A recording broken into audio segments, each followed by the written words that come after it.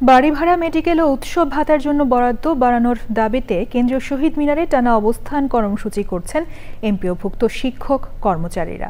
দাবি আদায় দুপুর পর্যন্ত সরকারকে আলটিমেটাম দিয়েছেন তারা। দাবি আদায় না হওয়া পর্যন্ত শাহবাগ মোড় অবরোধ করার ঘোষণাও দেন আন্দোলনরতরা। এ নিয়ে জানতে লায়লা নওশিনের কাছে যাচ্ছি। লায়লা, কয়দিন ধরে চলা শিক্ষকদের আন্দোলনের আজকের আপডেট আমাদের জানাবেন।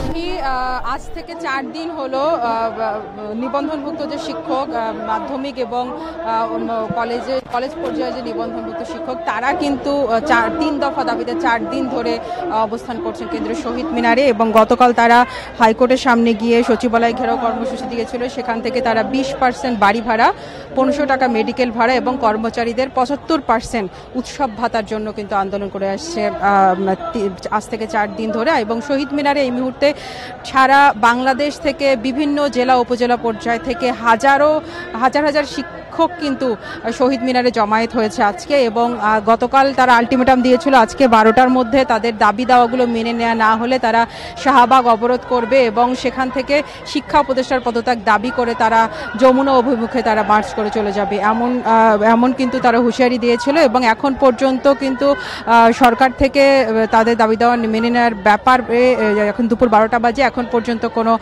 অগ্রগতি জানানো হয়নি। এনারাও কিন্তু এখানে যে শিক্ষকরা আছেন তারাও এখন পর্যন্ত তাদের তারা যে শাহবাগ অভিমুখে পদযাত্রার কথা বলেছিল সেটা এখনো শুরু করেনি। আমরা আশা করছি কিছুক্ষণের মধ্যে হয়তো তারা তাদের কর্মসূচি ঘোষণা করবেন। এবং আমরা এখানে যে শিক্ষকদের সাথে কথা বলেছি, শিক্ষকরা জানিয়েছেন যে সারা বাংলাদেশের বিভিন্ন প্রান্ত থেকে শিক্ষকরা জানিয়েছেন যে তাদের যে বাড়ি ভাড়া, যে অল্প পরিমাণ বাড়ি ভাড়া, সেটা দিয়ে আসলে সার্ভাইভ করতে তাদের কষ্ট হয়ে যায়। এবং সেই সাথে যে সামান্য মেডিকেল ভাতা, সেটা দিয়েও আসলে চিকিৎসা ব্যয় তারা মেটাতে পারেন না। এজন্য কর্মচারীদের একই সাথে কর্মচারীদের 75% যে উৎসব ভাতা, সেই উৎসব ভাতার দাবি নিয়ে এখানে বিভিন্ন প্রান্ত থেকে শিক্ষকরা জড়ো হয়েছেন। তারা আসলে তাদের যে সুযোগ